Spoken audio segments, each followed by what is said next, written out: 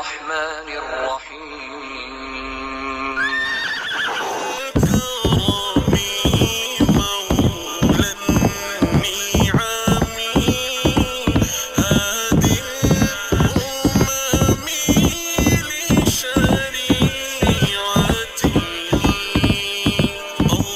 ذلك الكتاب لا ريب فيه এই সেই কিতাব যাতে কোনো সন্দেহ নেই।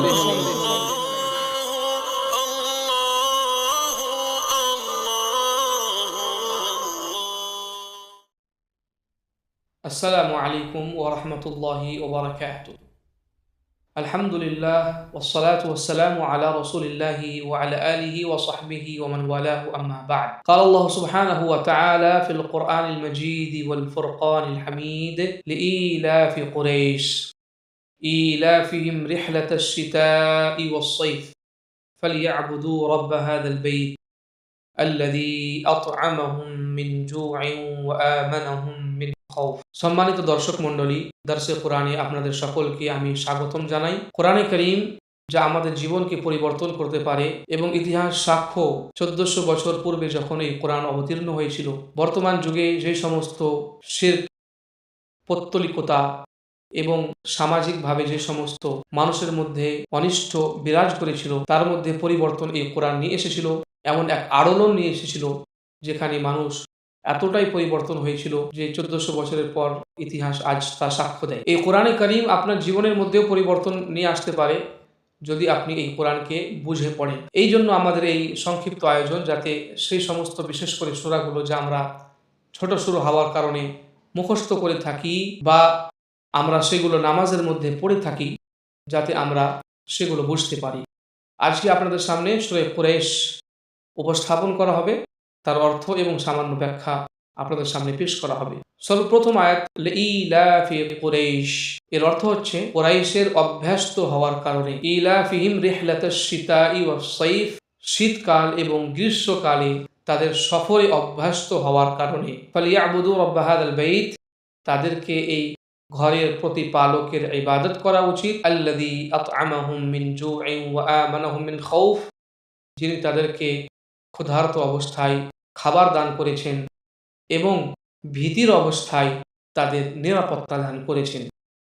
তো এই আয়াতের মধ্যে আল্লাহ সুবহানাহু ওয়া তাআলা কি বলতে চেয়েছেন সেটা আমরা বোঝার চেষ্টা করি। সর্বপ্রথম আয়াত বলা হয়েছে লিইলাফি কুরাইশ, কুরাইশদের অভ্যস্ত হওয়ার কারণে। এখানে যে ইলাফ শব্দটি ব্যবহার হয়েছে তার বিভিন্ন ব্যাখ্যা বিশ্লেষণ মুফাসসিরিনে কেরাম করেছেন, কিন্তু আমি তার দিকে না গিয়ে সংক্ষিপ্তভাবে আপনাদের সামনে বলতে চাই যে ইলাফ শব্দটি দুটি অর্থ ব্যবহার হয়েছে। একটি হচ্ছে অভ্যস্ত করা, আর একটি হচ্ছে একত্রিত করা। তো ইলাফে কুরাইশের অর্থ হচ্ছে কুরাইশকে অভ্যস্ত করার কারণে বা তাদেরকে একত্রিত করার কারণে। তারপরের শব্দটি বা তারপরের বাক্যটিকে আল্লাহ সুবহানাহু ওয়া তাআলা উজ্জ্বল রেখেছেন, লুকিয়ে রেখেছেন। মুফাসসিরিনে কেরাম বলেন এর পরিষ্কার অর্থ হচ্ছে যে কুরাইশের অভ্যস্ত হওয়ার কারণে আল্লাহ সুবহানাহু ওয়া তাআলা সেই হস্ত বাহিনীকে থেমে নিয়েছিলেন, রুখে নিয়েছিলেন, যারা খানায় কাবার উপরে আক্রমণ করতে চেয়েছিল এবং তাকে ভেঙে গুঁড়িয়ে দিতে চেয়েছিল, যেমনটা আমরা ঘটনা জানি, যার সম্পর্কে সূরা ফিলের মধ্যে আল্লাহ সুবহানাহু ওয়া তাআলা বিস্তারিত আলোচনা করেছেন এবং অতি সত্বর আমরা ইনশাআল্লাহুল আজিজ সেই ঘটনা,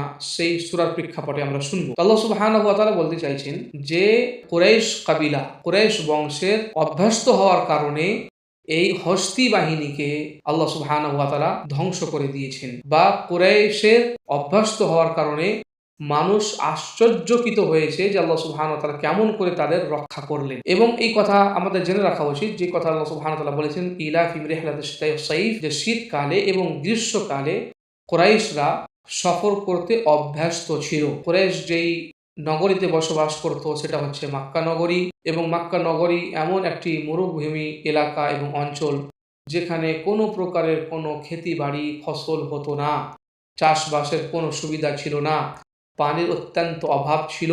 এই জন্য কুরাইশের অধিবাসীরা তারা নিজের জীবন ধারণ করার জন্য, জীবিকা নির্বাহ করার জন্য তারা সফর করত।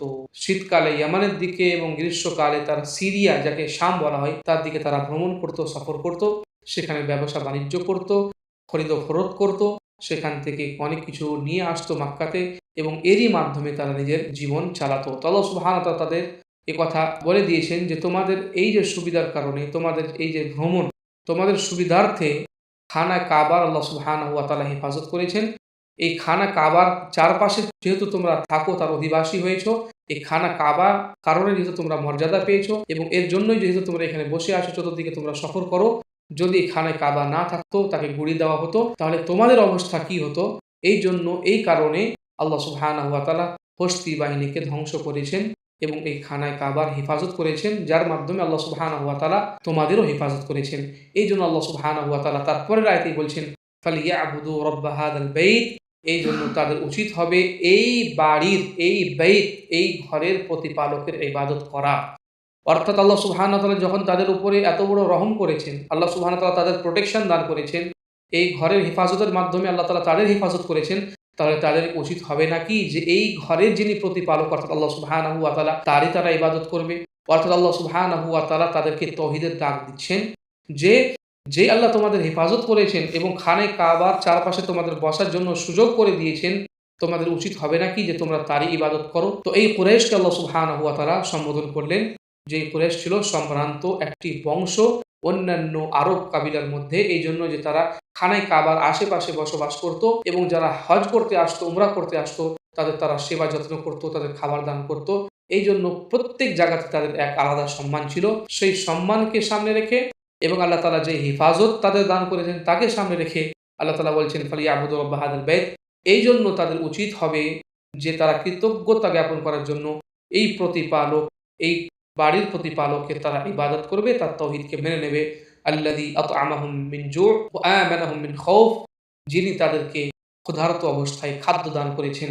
বলা হয়ে থাকে যে কুরাইশরা প্রথম দিকে অত্যন্ত অভাবী, নিঃস্ব এবং দরিদ্র ছিল, আর তাদের কাছে কোনো বাগ বাগিচা বা কোনো রকমের জমি জায়গা ছিল না যেখানে তারা চাষবাস করে নিজের জীবন অতিবাহিত করতে পারবে। কিন্তু পরে আল্লাহ সুবহানাহু ওয়া তাআলা তাদেরকে এই ব্যবসা বাণিজ্যের মধ্যে এমনভাবে নিমজ্জিত করেন যে ব্যবসা বাণিজ্যের মাধ্যমে তারা অনেক বেশি সম্ভ্রান্ত হয়ে যায়। তার দিকে আল্লাহ তাআলা ইশারা করে বলছেন যে তিনি তোমাদের ক্ষুধার্ত অবস্থায় খাদ্য দান করেছেন। এমন এক যুগ এই কুরাইশের উপরে এসেছে যখন তারা ক্ষুধার্ত থাকতো, কিন্তু আল্লাহ সুবহানাহু ওয়া তাআলা তাদের বুদ্ধিমত্তা দিয়ে এই ব্যবসা বাণিজ্যের মাধ্যমে তাদের এই অবস্থাতে পৌঁছে দিয়েছেন যে তারা এখন খাবার খেতে পারছে। তো এই জন্য আল্লাহ তাআলা বলছেন, যিনি তাদেরকে ক্ষুধার অবস্থায় খাদ্য দান করেছেন, ওয়া আমানাহুম মিন খাউফ, এবং যখন তারা ভীতির মধ্যে ছিল, ভয়ের মধ্যে ছিল, সে অবস্থাতে আল্লাহ সুবহানাহু ওয়া তাআলা তাদের নিরাপত্তা দান করেছেন। এই জন্য যে খানায় কাবার আশেপাশে কেউ যুদ্ধ করতো না। যুদ্ধগুলো আমরা জানি আরব কাবিলার মধ্যে, বংশের মধ্যে অনেক বেশি যুদ্ধ দ্বন্দ্ব লেগে থাকতো এবং বছরের পর বছর একটাই যুদ্ধ, ছোট একটা বিষয়কে কেন্দ্র করে বছরের পর বছর যুদ্ধ চলতো, শত শত মানুষ সেখানে মৃত্যুবরণ করত। কিন্তু তারা এই হারাম, যাকে বলা হয় মক্কার মধ্যে যেটা হারামের গণ্ডি রয়েছে, তার মধ্যে কিন্তু কোনো প্রকারের কোনো ঝগড়া, বিবাদ, লড়ালড়ি, মারামারি, হানাহানি, কাটাকাটি কিন্তু হতো না। তো আল্লাহ সুবহানাহু ওয়া তাআলা এই খানা কাবার বদৌলতে তাদের এই যে নিরাপত্তা দান করেছিলেন, তার দিকে আল্লাহ সুবহানাহু ওয়া তাআলা ইশারা করে বলেন, ওয়া আমানাহুম মিন খাউফ, যে তোমরা সেই প্রতিপালকের ইবাদত করো যিনি তোমাদেরকে ভীতির সেই অবস্থায় নিরাপত্তা এবং প্রোটেকশন দান করেছেন। তাহলে এই আয়াতের মধ্যে মূলত কুরাইশকে খেতাব করা হয়েছে এবং কুরাইশকে যে খেতাব করা হয়েছে সেই খেতাব কিন্তু আমাদেরও সেই সম্বোধন। আমাদের উচিত হবে যে আমরা তার সাথে কাউকে শরীক করব না। এই বার্তা বয়ে নিয়ে এসেছে সূরা কুরাইশ।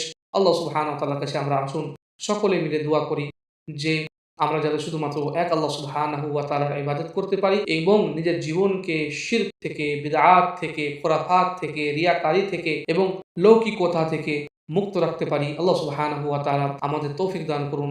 আমিন। ওয়া আখিরু দাওয়ানা আনিল হামদুলিল্লাহি রাব্বিল আলামিন।